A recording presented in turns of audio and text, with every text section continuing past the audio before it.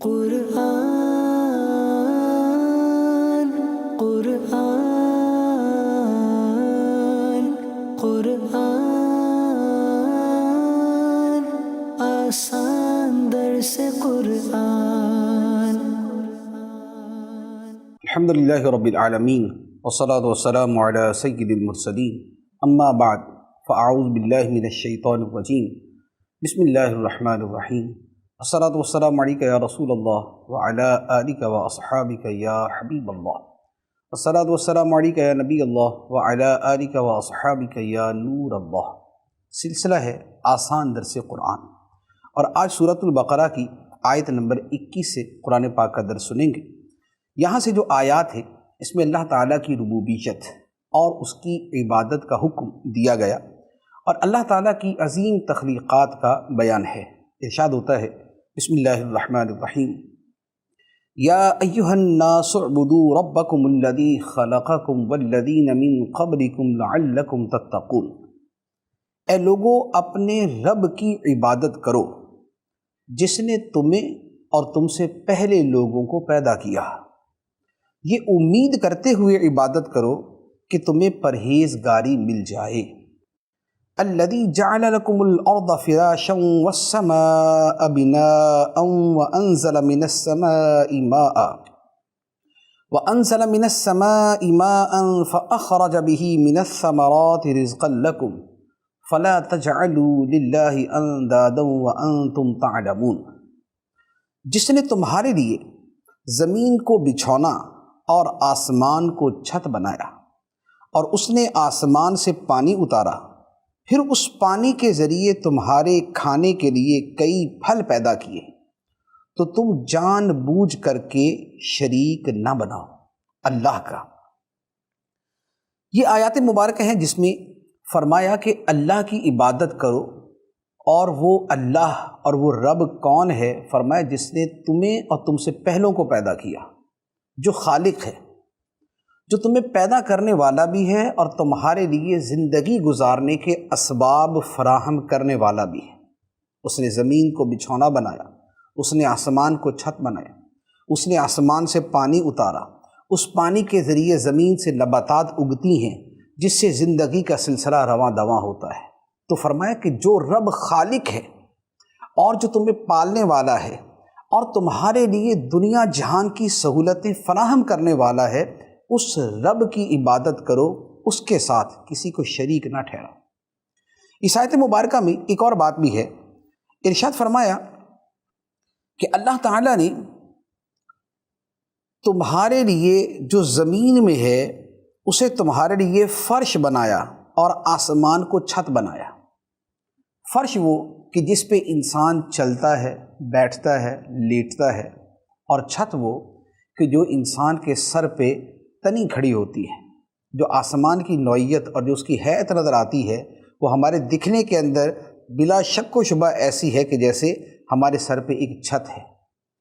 اس کے بعد اللہ تعالیٰ نے نبی پاک صلی اللہ علیہ وآلہ وسلم کے بارے میں ارشاد فرمایا، وَإِن كُنتُمْ فِي رَيْبٍ مِّمَّا نَزَّلْنَا عَلَىٰ عَبْدِنَا فَأْتُوا بِسُورَةٍ مِّن مِّثْلِهِ وَادْعُوا شُهَدَاءَكُم مِّن دُونِ اللَّهِ إِن كُنتُمْ صَادِقِينَ فَإِن لَّمْ تَفْعَلُوا وَلَن تَفْعَلُوا فَاتَّقُوا النَّارَ الَّتِي وَقُودُهَا النَّاسُ وَالْحِجَارَةُ أُعِدَّتْ لِلْكَافِرِينَ۔ اور اگر تمہیں اس کتاب کے بارے میں کوئی شک ہو جو ہم نے اپنے خاص بندے پر نازل کی، تو تم اس جیسی ایک صورت بنا لاؤ، اور اللہ کے سوا اپنے سب مددگاروں کو بلا لو اگر تم سچے ہو۔ پھر اگر تم یہ نہ کر سکو اور تم ہرگز نہ کر سکو گے تو اس آگ سے ڈرو جس کا ایندھن آدمی اور پتھر ہیں، وہ کافروں کے لیے تیار کی گئی ہے۔ پچھلی آیت میں فرمایا رب کی عبادت کرو۔ خدا کو ماننا دین کی بنیادی ایمانیات میں سے ہے، اور خدا کے علاوہ نبی پاک علیہ الصلوۃ والسلام کو ماننا اور خدا کی نازل کردہ کتاب کو ماننا یہ بھی ضروریات دین میں سے ہے۔ تو ربوبیت کے بعد رسالت اور قرآن کا بیان ہے، اور اس کے بارے میں فرمایا کہ اللہ تعالیٰ نے اپنے خاص بندے یعنی احمد مجتبیٰ محمد مصطفیٰ صلی اللہ علیہ وآلہ وسلم پر کتاب نازل فرمائی ہے، اور یہ خدا کی نازل کردہ کتاب ہے، انہوں نے خود نہیں بنائی، یہ کوئی بشر بنا نہیں سکتا۔ فرمایا کہ اگر اس کتاب کے بارے میں تمہیں شک ہو کہ یہ خدا کی نہیں ہے، کسی بندے کی ہے، مخلوق کی ہے، یہ نبی نے خود بنا لی ہے، تو فرمایا اگر تمہیں اس طرح کا کوئی شک ہے تو اگر یہ انسان کی کتاب ہے تو تم بھی انسان ہو، پھر اس جیسی کوئی ایک صورت بنا کے لے آؤ۔ اور فرما دیا کہ ایسا کر نہیں سکو گے، تم قرآن جیسی ایک صورت بنا نہیں سکتے۔ ایک صورت سے مراد کہ جو قرآن مجید کی سب سے چھوٹی صورت ہے، مثال کے طور پہ سورہ کوثر ہے، 3 آیتیں، اس جیسی کوئی ایک صورت بنا لو۔ تو فرمایا کہ اگر تم نہ بنا سکو، اور یقیناً تم نہیں بنا سکو گے، تو پھر اس کا انکار کر کے خود کو جہنم کا ایندھن نہ بناؤ، پھر اس آگ سے بچو جس کا ایندھن آدمی اور پتھر ہے۔ وہ آدمی جو قرآن کا، جو رب کا، جو رسول کا انکار کرنے والے، اور پتھر کون سے؟ جہنم کا ایندھن وہ پتھر ہیں کہ جن پتھروں کے بت بنتے تھے، تو وہ بت بھی جہنم میں ڈالے جائیں گے تاکہ بت پرستوں کی تحقیر اور تذلیل میں اضافہ ہو۔ تو یہ وہ پتھر ہیں کہ جو جہنم میں ہوں گے، اور جن کے ذریعے ان بت پرستوں کو مزید عذاب دیا جائے گا۔ اور فرمایا کہ یہ جو جہنم ہے یہ تیار کی گئی ہے کافروں کے لیے۔ اس کا مطلب یہ ہوا کہ جہنم جو بنیادی طور پہ تیار کی گئی ہے وہ کافروں کے لیے، اسی لیے ہمیشہ ہمیشہ کے لیے جہنم میں صرف کافر جائیں گے۔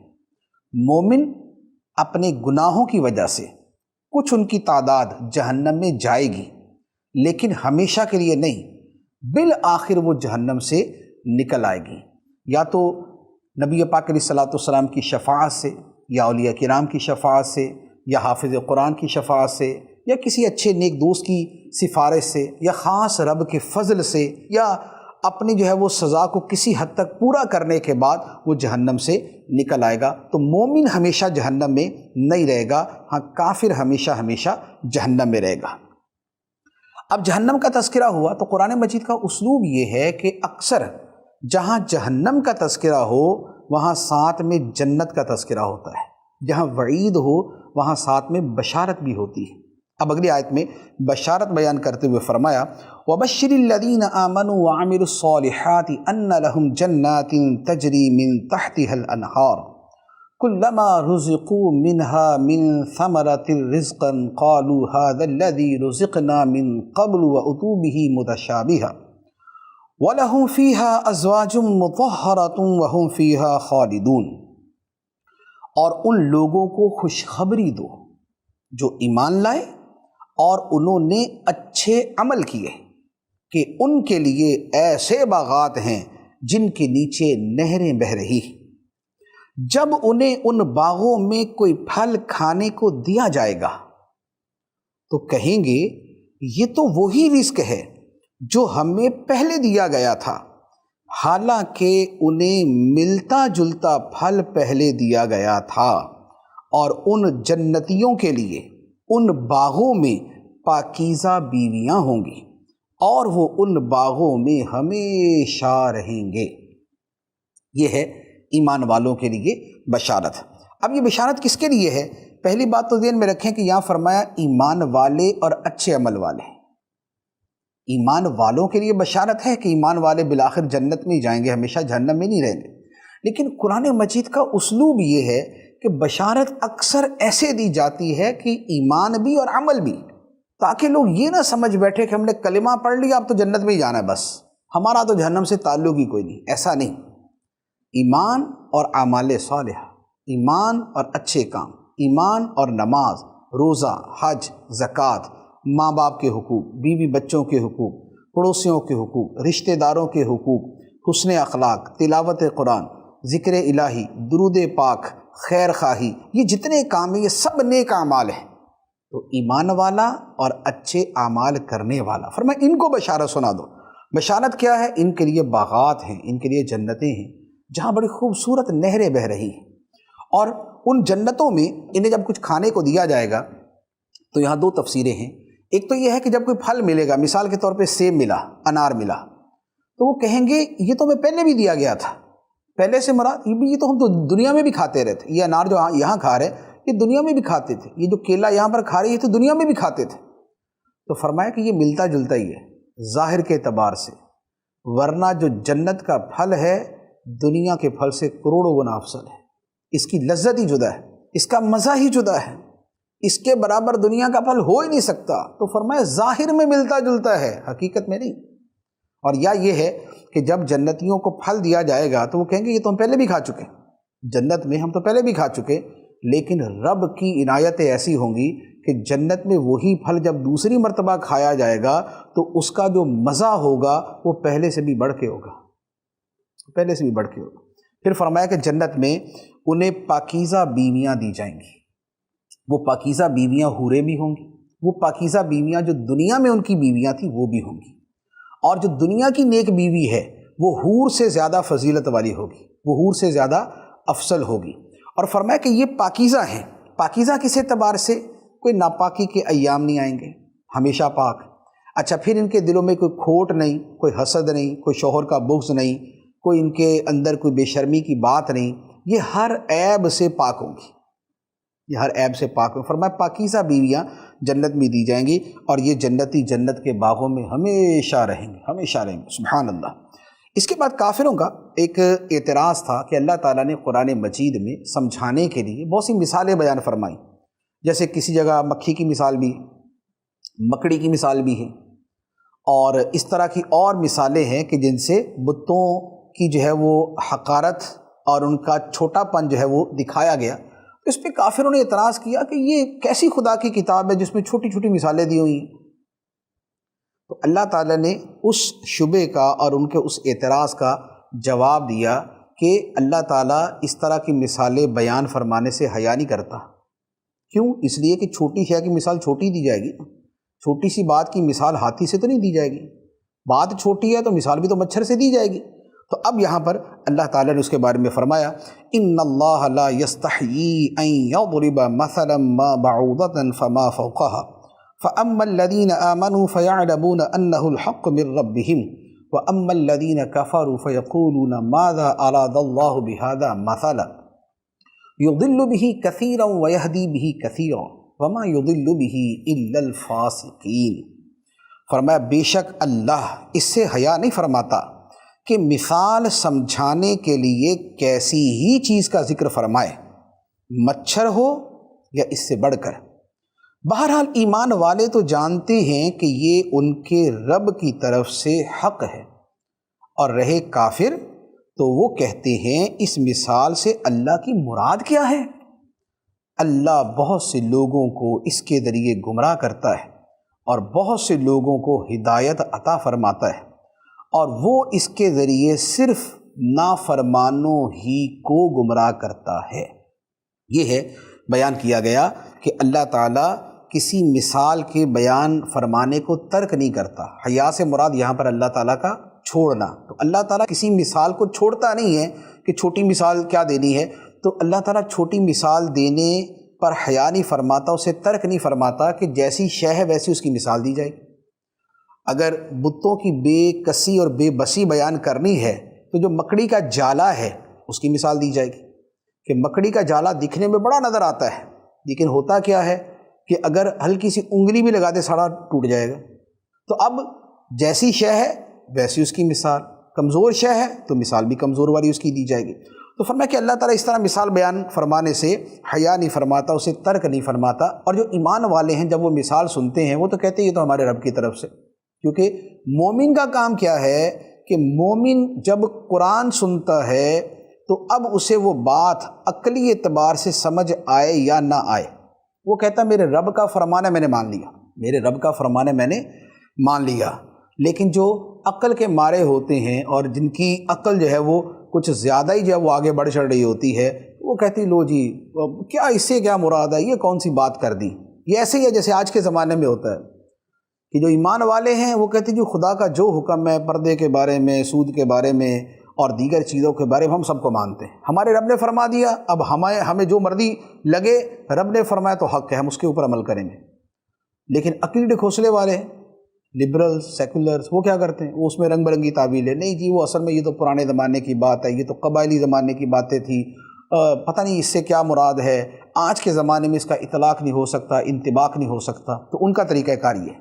تو اللہ تعالیٰ فرماتا ہے کہ اسی قرآن کے ذریعے اللہ تعالیٰ بہت سے لوگوں کو ہدایت دیتا ہے، جو کہ قرآن کا اصل کام ہے اور اصل مقصد ہے، اور فرمایا اسی کے ذریعے اللہ تعالیٰ بہت سے لوگوں کو گمراہ بھی ہونے دیتا ہے۔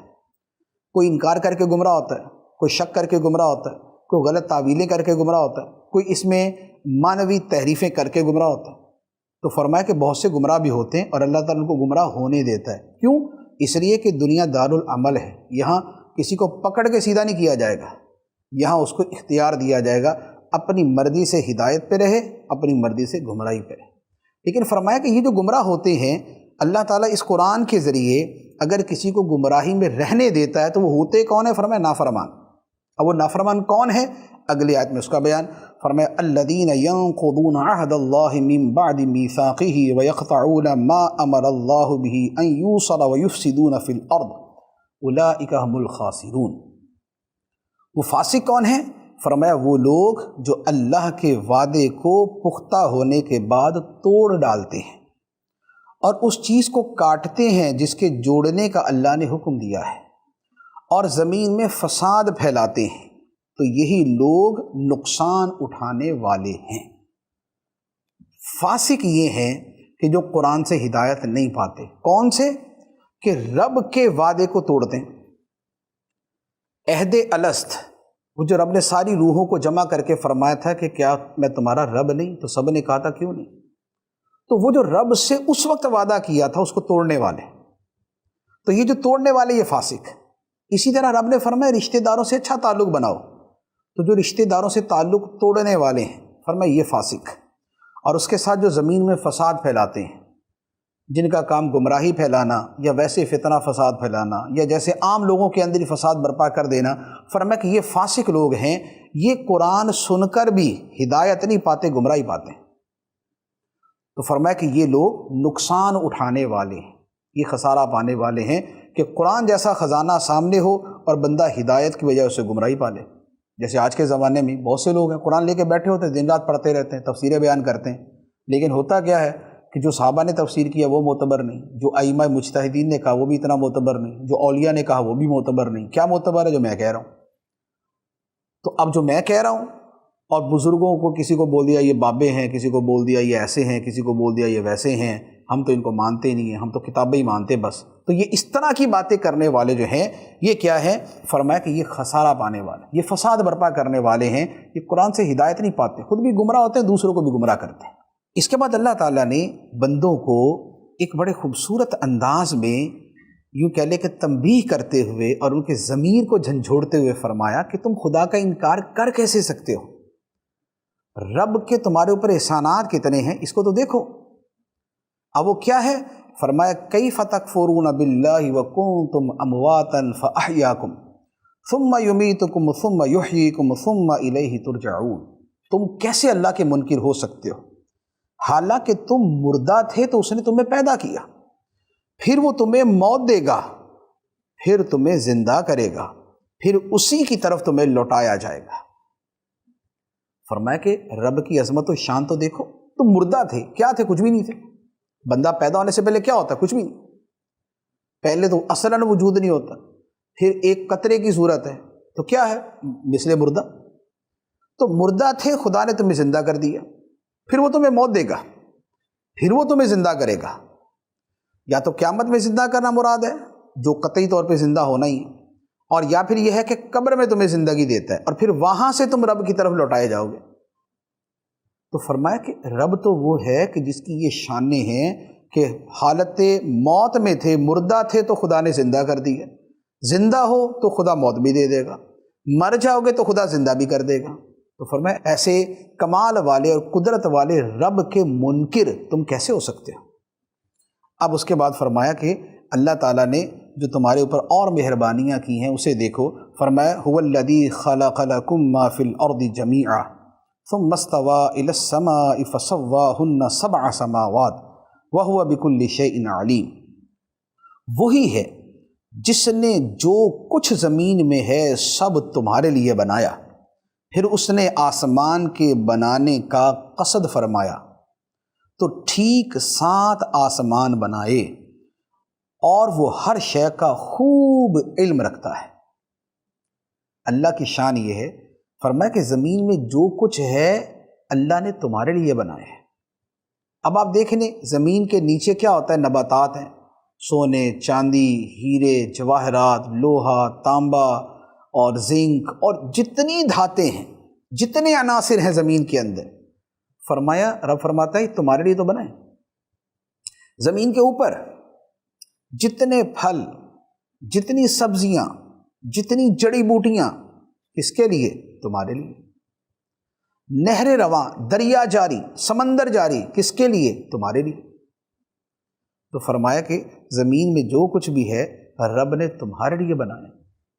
تو جس رب نے تمہارے لیے اتنا کچھ کیا تم اسی کا انکار کرو گے؟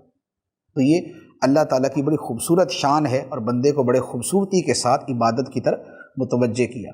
اور اس سے علماء نے یہ بھی مسئلہ بیان کیا ہے کہ جو شے بھی جس شے سے شریعت نے منع نہیں کیا وہ جائز ہوتی ہے، کیونکہ اللہ تعالیٰ نے یہاں فرمایا کہ زمین میں جو کچھ ہے سب تمہارے لیے اللہ تعالیٰ نے بنایا، تمہارے فائدے کے لیے بنایا۔ تو اس کا مطلب یہ ہوا کہ جب تک شریعت منع نہ کرے تو جب رب نے بنایا ہمارے لیے تو ہمارا استعمال کرنا جائز ہے۔ تو اسی لیے کسی بھی شے کا مسئلہ پوچھا جائے تو اس میں پہلا حکم ہوتا ہے جواز، کہ جائز ہے جب تک شریعت منع نہ کرے۔ تو یہ ایک بڑا خوبصورت اصول ہے۔ پھر فرمایا کہ اللہ تعالیٰ نے آسمان کے بنانے کا قصد کیا تو ٹھیک 7 آسمان بنائے۔ وہ 7 آسمان ہم آج تک دریافت نہیں کر سکے، لیکن وہ تہ بتہ ہے، ایک کے اوپر دوسرا، دوسرے کے اوپر تیسرا، اور خدا نے ٹھیک آسمان بنائے اور فرمایا وہ ہر شے کا خوب علم رکھتا ہے۔ اس کا علم ہے، کمال کا علم ہے اس کا، کہ سبحان اللہ، آسمان بنائے، زمین بنائی، اور ایسا اس کے اندر ایک اتنا خوبصورت ڈیزائننگ ہے اس کی، آسمان و زمین کی ایسی خوبصورت ڈیزائننگ ہے، اور پھر اس میں ایسا تناسب ہے اور ایسا توازن ہے کہ آپ یقین کیجئے کہ مہینوں اس پہ بیان کیا جائے تو یہ کبھی ختم نہیں ہو سکتا۔ اللہ تعالیٰ نے آسمان و زمین کو ایسا توازن کے ساتھ اور ایسے تناسب کے ساتھ بنایا۔ اس کے بعد ایک بڑا خوبصورت واقعہ اور انسانوں کی ابتدا، اور یہ بھی اسی سیاق و سباق میں ہے کہ اللہ کے بندوں پر احسان۔ تو اللہ کے بندوں پر احسان میں سے ہے کہ بندوں کے، انسانوں کے والد ابو البشر حضرت آدم علیہ السلام کو پیدا کیا۔ تو اب یہاں سے آدم علیہ السلام کا یہ واقعہ شروع ہوتا ہے، اور یہ مسلسل جو ہے وہ بہت سی آیتیں چلتی جائیں گی۔ فرمایا وَإِذْ قَالَ رَبُّكَ لِلْمَلَائِكَةِ إِنِّي جَاعِلٌ فِي الْأَرْضِ خَلِيفَةً قَالُوا أَتَجْعَلُ فِيهَا مَن يُفْسِدُ فِيهَا وَيَسْفِكُ الدِّمَاءَ وَنَحْنُ نُسَبِّحُ بِحَمْدِكَ وَنُقَدِّسُ لَكَ قَالَ إِنِّي أَعْلَمُ مَا لَا تَعْلَمُونَ۔ اور یاد کرو جب تمہارے رب نے فرشتوں سے فرمایا میں زمین میں اپنا نائب بنانے والا ہوں، تو فرشتوں نے عرض کیا کیا تو زمین میں اسے نائب بنائے گا جو زمین میں فساد پھیلائے گا اور خون بہائے گا، حالانکہ ہم تیری حمد کرتے ہوئے تیری تسبیح کرتے ہیں اور تیری پاکی بیان کرتے ہیں۔ اللہ نے فرمایا بے شک میں وہ جانتا ہوں جو تم نہیں جانتے۔ یہ ہے آدم علیہ السلام کی پیدائش سے پہلے کا واقعہ۔ اللہ تعالیٰ نے فرشتوں سے فرمایا کہ میں زمین میں اپنا نائب بنانے والا ہوں، خلیفہ بنانے والا ہوں۔ تو فرشتوں نے عرض کی کہ یا اللہ یہ تو زمین کے اندر خون بہائے گا اور یہ زمین میں فساد پھیلائے گا، تو ایسے کو اپنا نائب بنائے گا؟ ہم جو موجود ہیں تیری تسبیح کرتے ہیں، تیری حمد کرتے ہیں، تیری پاکی بیان کرتے ہیں، تسبیح کے علاوہ تو کرتے ہی کچھ نہیں۔ تو اللہ تعالیٰ نے فرمایا کہ جو میں جانتا ہوں وہ تم نہیں جانتے۔ انسان کو پیدا کرنے میں حکمتیں کیا ہیں وہ میں جانتا ہوں، تم نہیں جانتے۔ اب یہ جو فرشتوں نے کہا کہ انسان تو زمین میں فساد پھیلائے گا، خون بہائے گا، یہ کیسے انہوں نے کہہ دیا؟ ان کو ابھی تو انسان پیدا ہی نہیں ہوا تھا، ان کو پہلے سے کیسے پتہ چل گیا کہ ایسا کرے گا؟ تو علماء فرماتے ہیں کہ یا تو فرشتوں نے لوح محفوظ میں پڑھ لیا تھا، وہاں لکھا ہوا تھا کہ انسان یہ کرے گا، اور یا انسانوں سے پہلے جنات کی مخلوق تھی اور جنات یہی حرکتیں کرتے تھے، تو فرشتوں نے جنات پر قیاس کیا کہ چونکہ جنات بھی یہی کرتے گئے ہیں تو اب جو دوسری مخلوق انسان کی آئے گی وہ بھی یہی کرے گی، تو انہوں نے اس اعتبار سے بات کی۔ تو اللہ تعالیٰ نے فرمایا کہ یہ انسان کو پیدا کرنے میں، یہ زمین کو بسانے میں جو حکمتیں ہیں وہ میں جانتا ہوں، تم نہیں جانتے۔ ان میں کیسے کیسے عظیم لوگ پیدا ہوں گے، کیسے کیسے میرے بندے پیدا ہوں گے، کیسی کیسی بندگی کرنے والے ہوں گے، کیسی شانوں والے ہوں گے، سبحان اللہ۔ تو اب کیا فرمایا، اب اس سے اگلا مرحلہ کہ حضرت آدم علیہ السلام کو پیدا کر دیا گیا۔ کیسے پیدا کیا، یہ اور کئی آیتوں کے اندر اس کا بیان ہے، یہ آگے جا کے آئے گا۔ فرمایا وَعَلَّمَ آدَمَ الْأَسْمَاءَ كُلَّهَا ثُمَّ عَرَضَهُمْ عَلَى الْمَلَائِكَةِ فَقَالَ أَنْبِئُونِي بِأَسْمَاءِ هَؤُلَاءِ إِن كُنتُمْ صَادِقِينَ قَالُوا سُبْحَانَكَ لَا عِلْمَ لَنَا إِلَّا مَا عَلَّمْتَنَا إِنَّكَ أَنْتَ الْعَلِيمُ الْحَكِيمُ۔ اور اللہ تعالیٰ نے آدم کو تمام اشیاء کے نام سکھا دیے، پھر ان سب اشیاء کو فرشتوں کے سامنے پیش کر کے فرمایا اگر تم سچے ہو تو ان کے نام تو بتاؤ۔ فرشتوں نے عرض کی اے اللہ تو پاک ہے، ہمیں تو صرف اتنا علم ہے جتنا تو نے ہمیں سکھا دیا، بے شک تو ہی علم والا حکمت والا ہے۔ تو یہ اللہ تعالیٰ نے آدم علیہ السلام کو پیدا کیا اور ساری چیزوں کے نام بتا دی۔ ساری چیزوں کے نام سے کیا مراد ہے، اس پر علماء نے بہت سارے اقوال بیان کیے ہیں۔ ایک اس کا مطلب یہ ہے کہ دنیا میں ہر شے جو قیامت تک آنی ہے، اللہ تعالیٰ نے ہر شے کا نام بتا دیا۔ اس کو گھوڑا کہتے ہیں، اس کو شیر کہتے ہیں، اس کو چیتا کہتے ہیں، یہ گلاس ہے، یہ کپ ہے، یہ ٹیبل ہے، یہ فلاں شے، یہ فلاں شے، ہر شے کا نام بتا دیا۔ تو ایک معنی یہ۔ دوسرا معنی یہ ہے کہ اللہ تعالیٰ نے اپنے اسماء کا علم عطا فرما دیا، علم الاسماء جسے کہتے ہیں، تو اللہ تعالیٰ نے علم الاسماء عطا فرما دیا۔ تو یوں بہت سارے اقوال، مراد یہ ہے کہ اللہ تعالیٰ نے بے پناہ علم عطا فرما دیا۔ اس کے بعد وہ چیزیں فرشتوں کے سامنے اللہ تعالیٰ نے کر کے فرمایا کہ تم ذرا ان کے نام بتاؤ۔ انہوں نے کہا یا اللہ ہمیں کیا پتا، ہم تو اتنا ہی جانتے ہیں جتنا تو نے ہمیں بتا دیا، ہمیں تو نہیں پتا۔ اب فرشتوں نے اپنی لا علمی کا اظہار کر دیا۔ اب کیا ہوا، اللہ تعالیٰ فرماتے ہیں قال یا آدم انبئہم باسمائہم فلما انبأہم باسمائہم قال الم اقل لکم انی اعلم غیب السماوات والارض واعلم ما تبدون وما کنتم تکتمون۔ پھر اللہ نے فرمایا اے آدم تم ان اشیاء کے نام بتا دو۔ تو جب آدم نے فرشتوں کو ان اشیاء کے نام بتا دیے تو اللہ نے فرمایا اے فرشتوں کیا میں نے تمہیں نہ کہا تھا کہ میں آسمانوں اور زمین کی تمام چھپی چیزیں جانتا ہوں، اور میں جانتا ہوں جو کچھ تم ظاہر کرتے ہو اور جو کچھ تم چھپاتے ہو۔ تو فرشتوں نے جب لا علمی کا اظہار کیا تو اللہ تعالیٰ نے آدم علیہ السلام سے فرمایا کہ اے آدم تم بتا دو۔ آدم علیہ السلام نے فوراً بتا دیا یہ ہے، یہ ہے، یہ ہے، ایک ایک شے کا نام بتا دیا۔ تو اللہ تعالیٰ نے فرشتوں سے فرمایا کہ دیکھا میں نہ کہتا تھا کہ جو میں جانتا وہ تم نہیں جانتے، کہ جس کو میں اپنا نائب بناؤں گا میں اسے کیا صلاحیتیں دوں گا، میں اسے کیسا علم دوں گا، میں اسے کیسے کیسے کمالات عطا کروں گا، کہ میں جانتا ہوں تم نہیں جانتے۔ اور پھر فرمایا کہ میں جانتا ہوں جو تم ظاہر کرتے تھے اور جو تم چھپاتے تھے۔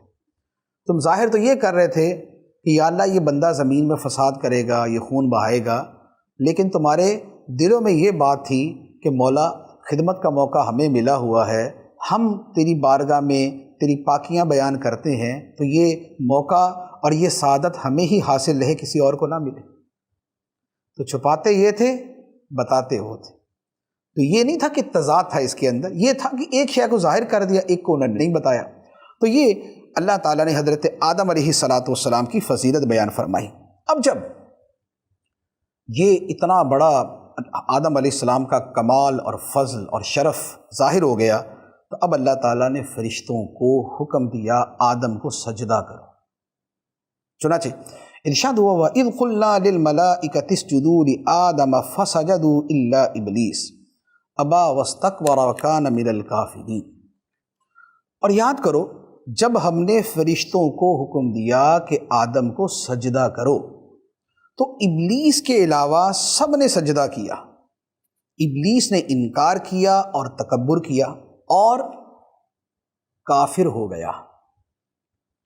یہ ہے اللہ تعالیٰ نے فرشتوں کو حکم دیا کہ آدم علیہ السلام کو سجدہ کرو، تو سب نے سجدہ کیا۔ سارے کے سارے فرشتے آدم علیہ السلام کے سامنے سجدے میں گر گئے، ان کی عظمت کا اعتراف کرتے ہوئے، ان کے علم کا اعتراف کرتے ہوئے، ان کی فضیلت اور ان کی برتری کو مانتے ہوئے سجدے میں گر گئے۔ اور یہ سجدہ جو راجح قول ہے اس کے مطابق حقیقی سجدہ تھا، یعنی صرف جھکنا نہیں تھا بلکہ باقاعدہ پیشانی زمین پہ رکھنا تھا۔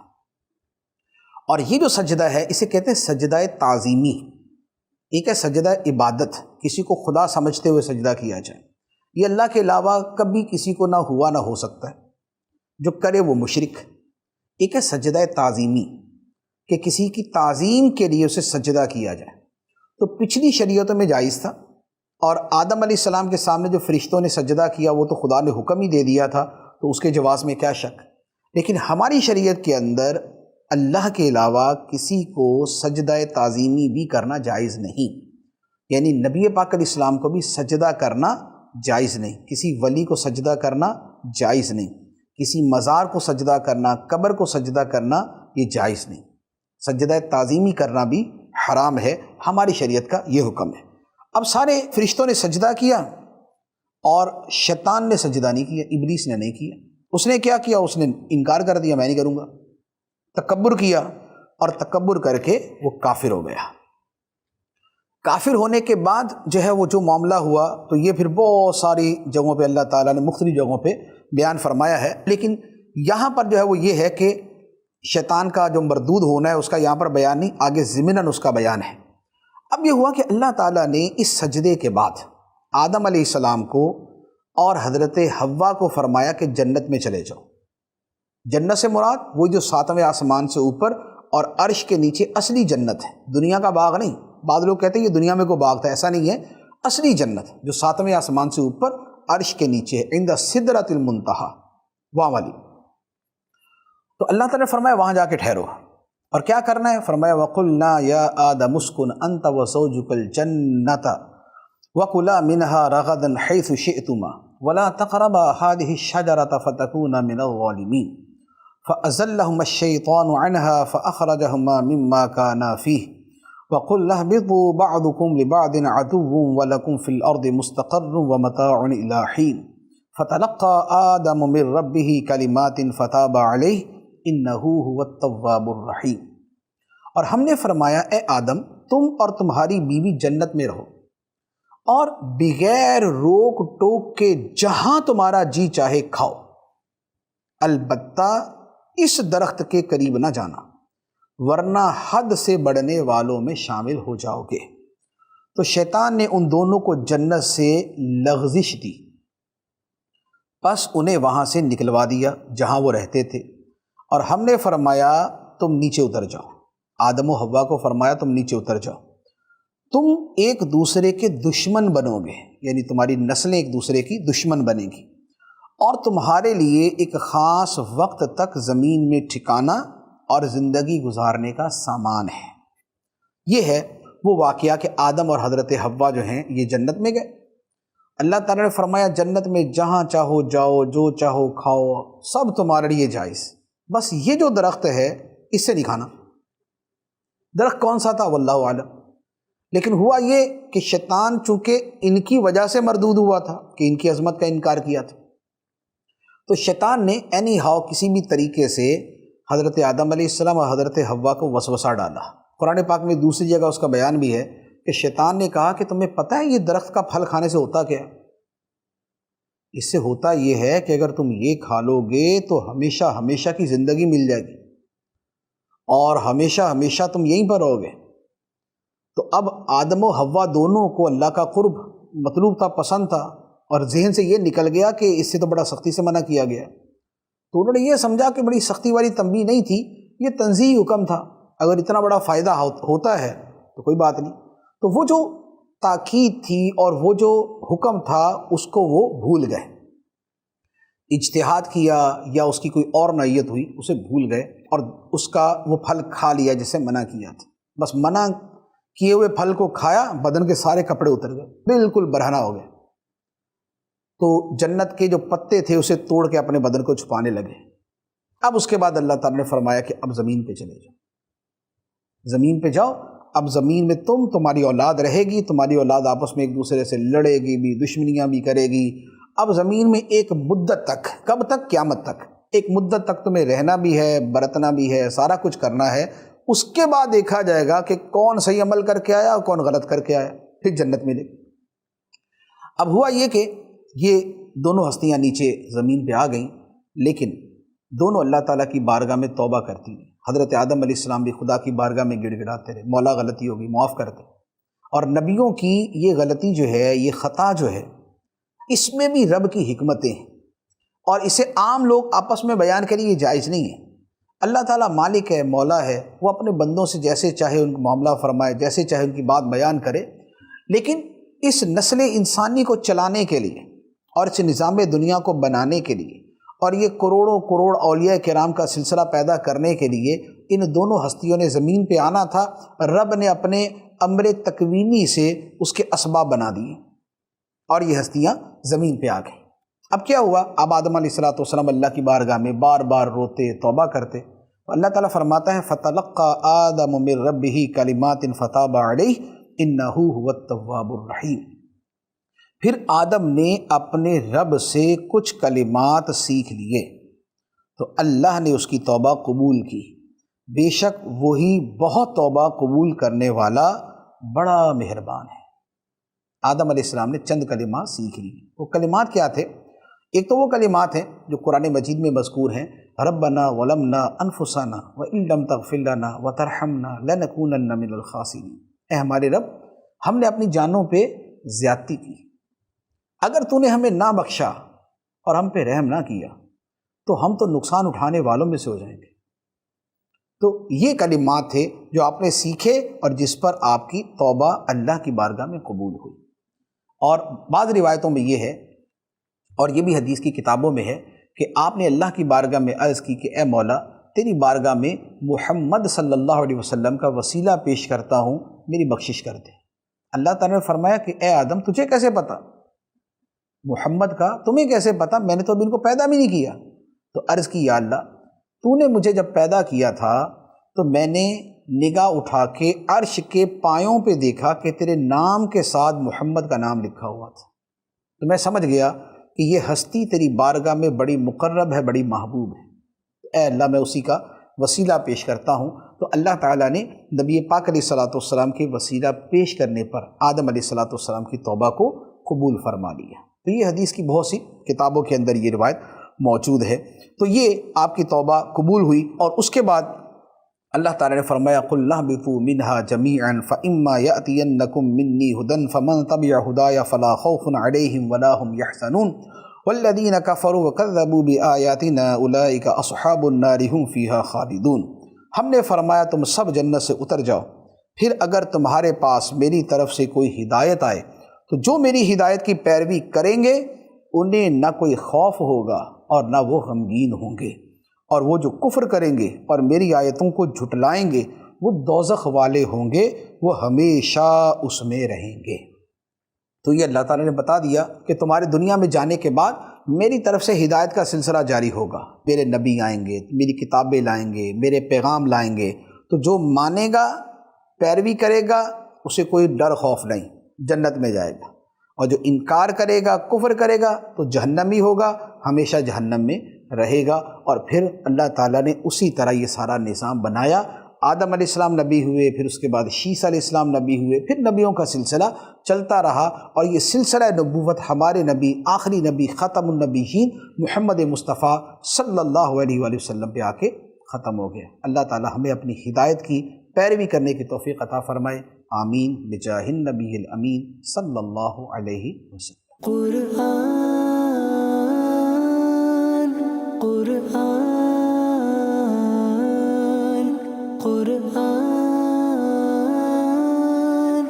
آسان درس قرآن